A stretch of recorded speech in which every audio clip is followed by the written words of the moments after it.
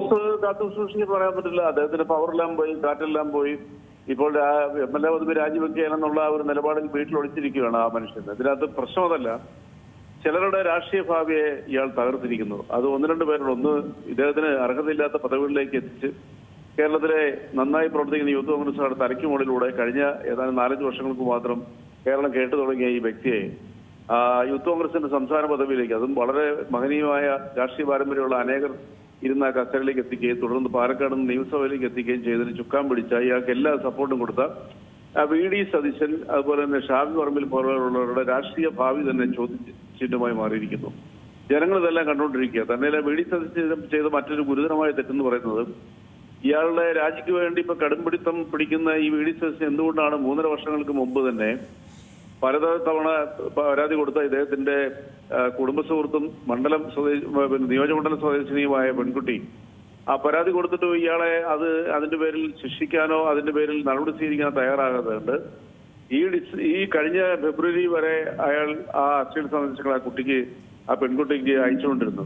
എന്നിട്ട് ഇയാളെ പലരും താക്കീത് ചെയ്തിട്ടും ഇയാള് നല്ല പാരമ്പര്യമുള്ള മനുഷ്യനല്ല, ഇദ്ദേഹത്തിന്റെ ട്രായ്ക്ക് വളരെ വളരെ ഹീനമാണെന്ന് വനിതകൾ വരെ പീഡിച്ചതിന്റെ അടുത്തും ഷാഫി പറമ്പലിന്റെ അടുത്തും സൂചന നൽകിയിട്ടും ഇയാളെ ഈ പദവിയിൽ എത്തിച്ചത് ഇവരാണെന്നുള്ളവരും കേരള പൊതുസമൂഹം മുഴുവൻ അറിഞ്ഞു കഴിഞ്ഞു. അപ്പൊ അതുകൊണ്ട് ഇനിയിപ്പം VD സതീശനെ സംബന്ധിച്ചുള്ള അദ്ദേഹത്തിന്റെ പ്രതിപക്ഷ നേതൃത്വ പദവിയും അടുത്ത തവണ നിയമസഭയിൽ എത്താൻ സാധ്യത കുറവാണെങ്കിലും അത് ഏതെങ്കിലും രീതിയിൽ ആ നിലനിൽപ്പിന് വേണ്ടിയിട്ടുള്ള ഒരു ബലപ്പെടുത്തമാണ് ഇപ്പോൾ അയാൾ രാജിവെക്കണം എന്നുള്ളത്. ഒരുപക്ഷെ അദ്ദേഹം രാജിവെച്ചു കഴിഞ്ഞാൽ അദ്ദേഹം വെളിപ്പെടുത്തുന്നത് എന്തൊക്കെയാണെന്ന് ആർക്കും അറിയത്തില്ല. കാരണം അത്രയ്ക്ക് ധിക്കാരം പിടിച്ച കേരളീയ പൊതുസമൂഹത്തിന് ഒരു അധികപ്പറ്റെന്ന് വേണേൽ പറയാൻ പറ്റും. ഇങ്ങനെ ഒരു മനുഷ്യൻ കേരളത്തിൽ ഉണ്ടായത് തന്നെ വളരെ അത്ഭുതകരമാണ്. കാരണം പെൺകുട്ടികളെ വലവീശി പിടിച്ച് വിവാഹ വാഗ്ദാനം നൽകി പീഡിപ്പിച്ച് തന്റെ ലക്ഷ്യങ്ങൾ പൂർത്തീകരിച്ചിട്ട് മയക്കുമരുന്ന് പോലെയല്ല ഗർഭം അലസിപ്പിക്കാനുള്ള വെള്ളമെല്ലാം കുടിപ്പിച്ച് അത് തന്നെയല്ല ഗർഭിണിയായ പെൺകുട്ടികളെ വിളിച്ച് ഭീഷണിപ്പെടുത്തി കൊലപാതകത്തിന്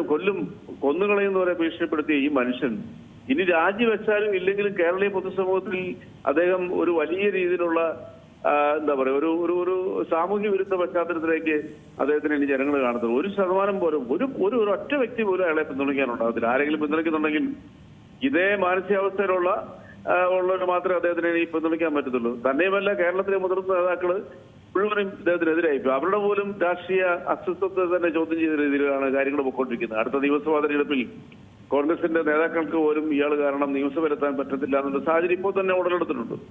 ആ ഭീതിയിൽ ഇയാളെ പുറത്താക്കണം എന്ന ഒരു കർശനമായ നിലപാടിലേക്ക് രമേശ് ചെന്നിത്തല, അതുപോലെ തന്നെ VD സതീശൻ, TN പ്രതാപനെ പോലുള്ള നേതാക്കൾ പരസ്യമായിട്ട് തന്നെ രംഗത്തിറങ്ങി വന്നു. അവരുടെയൊക്കെ നിലപാടുകൾ വസ്തുതാപരമായി ശരിയാണ്. പക്ഷെ നമ്മുടെ VD സതീശന്റെ നിലപാടിന്റെ വൈരുദ്ധ്യമാണ് കേരളം ഇനി ചർച്ച ചെയ്യാൻ പോകുന്നത്. അത് ഒരു കാരണവശാലും പൊതുസമൂഹത്തിന് അംഗീകരിക്കാൻ പറ്റാത്ത രീതിയിലുള്ള ഒരു വാഴ്ചയായിരുന്നു, അല്ലെങ്കിൽ അയാൾക്ക് സ്ഥാനങ്ങൾ നൽകുന്നതിൽ കുറ്റകരമായ രീതിയിലുള്ള പ്രവൃത്തി ചെയ്ത ആളാണ് VD സതീശനും ഷാഫി പറമ്പിലും. അവർക്ക് കേരളത്തിൽ വെച്ച് പൊതുസമൂഹത്തിനോട് മറുപടി പറയേണ്ടവരും. ഇയാളെ രാജിവെപ്പിച്ചുകൊണ്ട് മാത്രമേ പ്രശ്നം തീരുന്നില്ല. അത് തീർച്ചയായിട്ടും അടുത്ത നിയമസഭാ തെരഞ്ഞെടുപ്പ് വരെ അത് ചർച്ചയിൽ പൊതുസമൂഹത്തിന് മുമ്പിലുണ്ടാവും. പ്രാദേശിക ഭരണകൂടങ്ങളിലേക്കുള്ള തെരഞ്ഞെടുപ്പിൽ അത് ഭയങ്കരമായിട്ട് ബാധിക്കും. കോൺഗ്രസിനെ സംബന്ധിച്ചും അതിന്റെ മുഖം തകർന്നിരിക്കുന്നു. മറ്റൊരു ദയനീയാവസ്ഥയുണ്ട്. ഇന്ത്യൻ ജനാധിപത്യം തിരിച്ചുപിടിക്കാൻ വേണ്ടിയിട്ട് രാഹുൽ ഗാന്ധിയുടെ നേതൃത്വത്തിൽ ഇന്ത്യ മുന്നണി ഒന്നടങ്കാണ്ട് ബീഹാറിലൂടെ ജാഥ നയിക്കുമ്പോൾ 10,000-കണക്കിന് ആളുകൾ ആ ഗ്രാമപ്രദേശങ്ങളിൽ രാഹുൽ ഗാന്ധിയെ കൂട്ടരേക്കും അഭിവാദ്യങ്ങൾ അർപ്പിച്ചുകൊണ്ട് ഇന്ത്യയിൽ ജനാധിപത്യം തിരിച്ചു കിട്ടാൻ വേണ്ടിയിട്ട് വന്ന് അഭിവാദ്യങ്ങൾ അർപ്പിച്ചുകൊണ്ടിരിക്കുമ്പോഴാണ് കേരളത്തിൽ നിന്നും ഇതുപോലെ ഒരു വ്യക്തിയെ ദേശീയ തലത്തിൽ തന്നെ മാധ്യമങ്ങൾ ചോദ്യചിഹ്നങ്ങളായിട്ട് വാർത്തകൾ സൃഷ്ടിക്കുന്നത്. രാഹുൽ ഗാന്ധിയൊക്കെ അതൃപ്തനാണെന്ന് നമുക്ക് മനസ്സിലാക്കാൻ പറ്റുന്നത്. എന്തായാലും ഹൈക്കമാൻഡിന്റെ കർശന നിർദ്ദേശപ്രകാരമാണ് ഇയാളിൽ നിന്നും യൂത്ത് കോൺഗ്രസ് പ്രസിഡന്റിന്റെ രാജി അയാളിൽ നിന്നും വാങ്ങി എന്നുള്ളത് ഇപ്പം പല രീതിയിലും VD സതീശൻ തന്നെ അത് പരോക്ഷമായിട്ട് പറഞ്ഞു കഴിഞ്ഞു. അപ്പൊ അതുകൊണ്ട് നമുക്ക് ഇതിനകത്ത് വിലയിരുത്താൻ പറ്റുന്ന കേരളത്തെ രാഷ്ട്രീയം പ്രത്യേകിച്ച് ഇന്ത്യയിൽ നിന്ന് ഏറെ വ്യത്യസ്തമായ ഒരു സംസ്കാര പാരമ്പര്യമുള്ള ഒരു സംസ്ഥാനമാണ് കേരളം എന്ന് പറയുന്നത്. അത് മാത്രമല്ല ശ്രീ റെജി ലൂക്കോസ്, നമുക്ക് ഈ ഒരു കോൺഗ്രസിന്റെ ഒരു ചരിത്രം തന്നെ നോക്കുമ്പോൾ പലപ്പോഴായി ഇത്തരത്തിലുള്ള വിഷയങ്ങൾ ആവർത്തിച്ചു വരുന്നത് കാണുന്നുണ്ട്.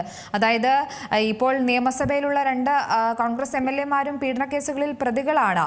Kovalam MLA M വിൻസെന്റും Perumbavoor MLA Eldhose കുന്നപ്പള്ളിയും പ്രതിസ്ഥാനത്ത് നിൽക്കുമ്പോൾ ഏറ്റവും ഒടുവിൽ യുവ നേതാവ് എന്ന ആളുകൾ വാഴ്ത്തിയ അല്ലെങ്കിൽ രാഹുൽ മാങ്കൂട്ടത്തിൽ സ്വയം കുഴിച്ച കുഴിയിൽ വീണിരിക്കുന്നത്. ഇനിയിൽ നിന്നും കരകയറാൻ കുറച്ച് പാടുപെടേണ്ടി വരും കോൺഗ്രസിന്. അതിൽ രാജിയിൽ കൂടുതൽ മറ്റെന്തെങ്കിലും ചിന്തിക്കാൻ പറ്റുമോ ഇല്ലയോ എന്നുള്ളൊരു സംശയം ബാക്കിയില്ലേ? തീർച്ചയായിട്ടും കോവള MLA എ. വിൻസെന്റ്, അതുപോലെ തന്നെ നമ്മളുടെ പെരുമ്പാവൂർ MLA എൽദോസ് കുന്നപ്പള്ളി, ഇവർ രണ്ടുപേരുടെ പേരിൽ ഓരോ സ്ത്രീകൾ മാത്രമേ പരാതി നൽകിയിട്ടുള്ളൂ. അത് പീഡന പരാതിയാണ്. അതിൽ അവർ രണ്ടുപേർ ജാമ്യത്തിലാണ്. വിൻസെന്റ് MLA ജയിലിൽ കിടക്കേണ്ട വന്നു ദീർഘമായ 40-45 ദിവസത്തോളം. പക്ഷെ ഇയാളുടെ ചരിത്രത്തിൽ നിന്നൊക്കെ വ്യത്യസ്തമാണ്. ഒരു സ്ത്രീകളുടെ ഒരു പരമ്പര തന്നെ. 8ഓളം സ്ത്രീകൾ ഇപ്പോൾ പരസ്യമായിട്ട് രംഗത്ത് വന്നു. അവരുടെ ഓഡിയോ എല്ലാം പരസ്യമായിട്ട് തന്നെ മാധ്യമങ്ങളുടെ പുറത്തു വന്നു. 11ഓളം പരാതികൾ ഇപ്പോൾ KPCC മുമ്പിലുണ്ട്. 20 പരാതികൾ ഹൈക്കമാൻഡിന് മുന്നിലുണ്ട്. ഇനിയും വനിതകളുടെ, സ്ത്രീകളുടെ ഈ പീഡനവുമായിട്ട് ബന്ധപ്പെട്ടിട്ടുള്ള ഓഡിയോ പക്ഷേ ഒരു കാര്യം എന്നാൽ ഈ ഒരു സ്ത്രീകളെ തെറ്റായ രൂപത്തിൽ നോക്കുന്നത് പോലും പോലീസ് കേസാകുന്ന ഒരു സാഹചര്യത്തിൽ ഒരു പരാതി പോലും പോലീസിനെ അറിയിച്ചിട്ടില്ല. അതും വലിയൊരു വീഴ്ച തന്നെയല്ലേ? ഈ ഒരു നിയമവൃത്തങ്ങളും ചൂണ്ടിക്കാട്ടുന്നത് തന്നെയായിരിക്കില്ലേ? അതും സതീശന്റെ ഒരു നിലപാട് അല്ലെങ്കിൽ സതീശനെ പ്രതിരോധത്തിൽ ആക്കുന്ന മറ്റൊരു ഘടകം തന്നെയല്ലേ? തീർച്ചയായിട്ടും. അതിനകത്ത് മറ്റൊരു കാര്യമുണ്ട്. ഇപ്പൊ ഇന്നിപ്പോ പുറത്തു വന്നിരിക്കുന്ന ഓഡിയോയില് ആ പെൺകുട്ടി പറയുന്നുണ്ട് ഇയാൾക്കെതിരെ നിയമപരമായ നടപടി സ്വീകരിക്കാൻ ഭയമാണ്. നാട്ടിൽ പോലും നിൽക്കാൻ പറ്റാത്ത അവസ്ഥയാണ്. ഇയാളോടൊപ്പം കുറെ ക്രിമിനൽസ് ഉണ്ട്. അവരവരുടെ കുടുംബങ്ങളെ, ആ പെൺകുട്ടികളെ നശിപ്പിച്ചു കളയും എന്നൊരു ഭയം സ്വാഭാവികമായിട്ട് അവരെ പിടികൂടിയിട്ടുണ്ട്. അതുകൊണ്ടാണ് അവർ പരാതിയിലേക്ക് പോകുന്നത്. പക്ഷെ അയാൾക്കെതിരെ പരാതി ഇപ്പൊ കിട്ടിക്കഴിഞ്ഞു. വനിതാ കമ്മീഷൻ എടുത്ത് പരാതി കിട്ടിയതിന്റെ പേര് സ്വയമേ കേസ് എടുത്തിരിക്കുന്നു. ഭ്രൂണം തകർക്കാൻ വേണ്ടിയിട്ട് അല്ലെങ്കിൽ അബോർഷൻ നടത്താൻ വേണ്ടിയിട്ട് ആള് പ്രേരിപ്പിക്കുന്ന വധഭീഷണി വരെ മുഴുക്കുന്ന ഓഡിയോ സന്ദേശത്തിന്റെ പേരിൽ ഇവ ബാലാവകാശ കമ്മീഷൻ കേസ് എടുത്തിരിക്കുന്നത് 12 വർഷത്തോളം ജയിലിൽ കിടക്കേണ്ട ഒരു കേസാണ് ഈ ഭ്രൂണഹത്യ എന്ന് പറയുന്നത്. ഇന്ത്യൻ നിയമത്തിന് വിരുദ്ധമാണത്. അപ്പൊ സ്വാഭാവികമായിട്ട് ആളെ സംബന്ധിച്ചോളം അയക്ക് ഇതിൽ നിന്നും മോചിതനാകാൻ അസാധ്യമാണ്, നടക്കുന്ന കാര്യമല്ല. കേരളീയ പൊതുസമൂഹത്തിന്റെ മുമ്പിൽ വിദ്വേഷ പ്രസംഗങ്ങളുടെയും മറ്റുള്ളവരെ അധിക്ഷേപിക്കുന്നതിലും ഇന്നുവരെ കേരളം കേൾക്കാത്ത രീതിയിലുള്ള ശബ്ദമാണ് ഈ രാഹുൽ മാങ്കൂട്ടത്തിന്റെ വായിൽ നിന്ന് വന്നത്. ഒന്ന് ആലോചിച്ചു. നിത്യേന ലക്ഷക്കണക്കിന് രോഗികൾക്കും രോഗികൾക്കും അവർക്ക് കൂട്ടു നിൽക്കുന്നവർക്കും അന്നം നൽകുന്ന, ഭക്ഷണം നൽകുന്ന DYFI കുറിച്ച് ഇയാൾ പറഞ്ഞ വാക്കെന്താ? കേരളം വല്ലാതെ വേദനയോടില്ല അതെല്ലാം കേട്ടു നിന്നത്. അതുപോലെ ധീരജ് എന്ന് പറഞ്ഞ ചെറുപ്പക്കാരൻ, അയാളെക്കുറിച്ച് ആ കുഞ്ഞിനെ ഒരു കോൺഗ്രസ് പ്രവർത്തകന്റെ മകനാണെന്ന് അറിയിക്കണം.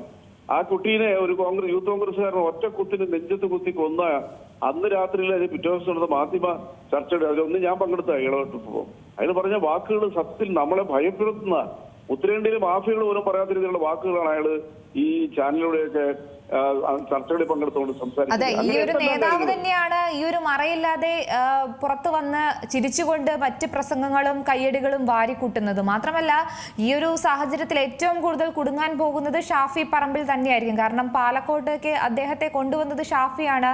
ഷാഫി പറമ്പിലിന്റെ പ്രതിച്ഛായ ബാധിച്ചാൽ അത് അദ്ദേഹത്തിന്റെ ഒരു ലക്ഷ്യം എന്ന് പറയുന്നത് മന്ത്രിസ്ഥാനം തന്നെയാണ്. അപ്പോൾ MP സ്ഥാനം രാജിവെച്ച് നിയമസഭാ തെരഞ്ഞെടുപ്പിൽ മത്സരിച്ച് മന്ത്രിയാകാമെന്നൊരു മോഹം, അതിലും വലിയൊരു തിരിച്ചടി ഏൽക്കുന്ന ഒരു സാഹചര്യം തന്നെയാണ്. കൃത്യമായ ഒരു പ്ലാനോടുകൂടി തന്നെയായിരിക്കും ഇപ്പോൾ അവർ ഈ ഒരു കാര്യത്തെ നോക്കിക്കാണുന്നത്, അല്ലേ? അത് ഇനി ഒരിക്കലും കേരളത്തിലെ നിയമസഭയിൽ ഒരു മന്ത്രിയായിട്ടൊക്കെ പ്രത്യക്ഷപ്പെടുക ഷാഫി പറമ്പിൽ എന്നൊക്കെ പറയാൻ അസാധ്യമാണ്. കേരളം അതിനൊന്നും വഴങ്ങുന്നൊരു സംസാരമല്ല. ഒരു ചെറുപ്പക്കാരൻ നല്ല രീതിയിൽ ഒരു പ്രോമിസിംഗ് നേതാവായിട്ട് ഭാവി മുഖ്യമന്ത്രി പോലും കോൺഗ്രസിന്റെ ഭാഗത്തുണ്ടാകാൻ സാധ്യതയുള്ളതായിട്ട് മാധ്യമങ്ങളെല്ലാം പരിപോഷിപ്പിച്ച് അയാളുടെ നല്ല ഇടപെടലൊക്കെ കണ്ടപ്പോഴത്തേക്കും കേരളം തെറ്റിദ്ധരിച്ചു. അങ്ങനെയാണ് അയാൾ ഈ പറഞ്ഞ രീതിയിലുള്ള MLA ആവുകയും ഇപ്പൊ MP ആവുകയും ചെയ്തു. പക്ഷെ അതെല്ലാം പോയി. അത് തന്നെയല്ല ഇവരെ രണ്ടുപേരെ ഏറ്റവും കൂടുതൽ പരിപോഷിച്ച് ഇവരെ വലിയ ഹീറോ പരിപാലനത്തിൽ അവതരിപ്പിച്ചത് കേരളത്തിലെ ചില മാധ്യമങ്ങൾ അനാവശ്യമായ പ്രാധാന്യം നൽകി കേരളത്തിലെ പൊതുസമൂഹത്തിൽ റോൾ മോഡൽസ് ആയിട്ട് ഈ രണ്ടുപേരെയും അവതരിപ്പിച്ചത് കേരളത്തിലെ മാധ്യമങ്ങൾ. ആ മാധ്യമങ്ങളാണ് ഇവരെ ആദ്യം കൈവഴിച്ചിരിക്കുന്നത്. ഇപ്പം കേരളത്തിലെ ഏതെങ്കിലും ഒരു മാധ്യമം ഇവരെ സപ്പോർട്ട് ചെയ്യുന്നുണ്ട്. എന്താ കാരണം? ഇവരെ സപ്പോർട്ട് ചെയ്തിട്ടുണ്ടെങ്കിൽ കേരളത്തിലെ പൊതുസമൂഹം പൊറുക്കത്തില്ല. അവരുടെ മാധ്യമങ്ങളുടെ നിലനിൽപ്പിനെ പോലും ബാധിക്കും. അപ്പൊ ഈ വളർത്തിയവർ തന്നെ ഇപ്പൊ കുഴിയിലേക്ക് ഇട്ട ചരിത്രമാണുള്ളത്. അതുകൊണ്ട് ഷാഫി പറമ്പലിനെ പോലുള്ള ഒരാൾക്ക് ഇനി കേരള നിയമസഭയിൽ വന്ന് ഒരു മന്ത്രിസ്ഥാനത്തേക്ക് എത്തുക എന്ന് പറഞ്ഞാൽ എനിക്ക് തോന്നുന്നു അസാധ്യമാണ്. അദ്ദേഹത്തിന്റെ കരിയർ തന്നെ നഷ്ടപ്പെടുത്തി. ഈ അധമന പ്രവർത്തനം നടത്തുന്നതെന്ന് ഇപ്പൊ പൂർണ്ണമായിട്ട് തെളിഞ്ഞ് ഇയാളെ പരിപോഷിപ്പിച്ച് പരിഗണന നൽകി ആവശ്യമില്ലാത്ത പദവിയിലേക്ക് കൊണ്ടുവന്നതിന് പേരിൽ ഈ ഷാഫി പറമ്പലിന്റെ ഒക്കെ കരിയർ അയാൾ സ്വയം ലോസ്റ്റ് ആക്കി കളഞ്ഞു, നഷ്ടപ്പെടുത്തി കളിച്ചു. ഇപ്പോഴും അയാൾ പിന്തുണയ്ക്കുക. എന്തൊക്കെയോ ദുരൂഹതകൾ ഇവരുടെ കൂട്ടുകെട്ടിലുണ്ടെന്നുള്ളത് ഇപ്പം വളരെ കൃത്യമായിട്ട് തെളിഞ്ഞിരിക്കുന്നു. എന്താ കാരണം? ഇന്നും വളരെ വെച്ച് അദ്ദേഹം ഇയാളെ ന്യായീകരിച്ചോണ്ടാണ് സംസാരിച്ചത്. മറ്റു ചോദ്യങ്ങൾക്കൊന്നും മറുപടി പറഞ്ഞില്ല. എന്നിട്ട് മറ്റുള്ള ന്യായീകരണങ്ങൾ പറഞ്ഞു. അതൊക്കെ ഇനി വിലപ്പോവോ? കേരളം പോലൊരു സംസ്ഥാനത്ത് ഇനി ഇവർക്കൊന്നും രാഷ്ട്രീയ പ്രവർത്തനം നടത്താൻ പറ്റത്തില്ല. ഞാൻ പറഞ്ഞ ഇത്തരക്കാർ ഏത് രാഷ്ട്രീയ പ്രസ്ഥാനത്തിലാണെങ്കിലും കേരളം വിരൽ ചൂണ്ടാൻ വരെ ഈ സമൂഹത്തിൽ ഇവരുടെ പേര് പോലും ഇനി വരാൻ പാടില്ല. കാരണം നമ്മളുടെ കേരളത്തിൽ സ്ത്രീ സുരക്ഷയ്ക്ക് ഏറ്റവും കൂടുതൽ പേര് കേട്ടൊരു സംസ്ഥാനം, സംസ്കാരത്തിലും പാരമ്പര്യത്തിലും വലിയ രീതിയിലുള്ള പേര് കേട്ടൊരു സംസ്ഥാനം. ആ സംസ്ഥാനത്ത് ഇത്രയ്ക്ക് ഉന്നത പദവിയിലിരിക്കുന്ന ഇയാളെ പോലുള്ള ഒരാള് കളങ്കം ചാർത്തിയിരിക്കുന്നു. തന്നെയുമല്ല ഈ വാർത്ത ദേശീയ തലത്തിൽ വലിയ രീതിയിൽ വാർത്തകളായിട്ട് വന്നുകൊണ്ടിരിക്കുന്നത്. ഇയാളെ കുറിച്ച് ഫീച്ചറുകൾ വരെയാണ് ദേശീയ തലത്തിൽ വന്നിരിക്കുന്നത്. അത് കോൺഗ്രസ് രാഷ്ട്രീയ പ്രസ്ഥാനത്തിനെ വാഗപ്പാടെ ഒളിച്ചിരിക്കുന്നത് ദേശീയ തലത്തിൽ. അതുകൊണ്ടാണ് ഹൈക്കമാൻഡ് ഇപ്പം വലിയ രീതിയിലുള്ള കർശന നടപടികളിലേക്ക് മാറിയിരിക്കുന്നത്. ഏറ്റവും പുതിയ വാർത്തകളും വിശേഷങ്ങളും വിരൽ തുമ്പിലറിയാൻ സീ മലയാളം ന്യൂസ് എല്ലാ ഡിജിറ്റൽ പ്ലാറ്റ്ഫോമുകളിലും ലഭ്യം.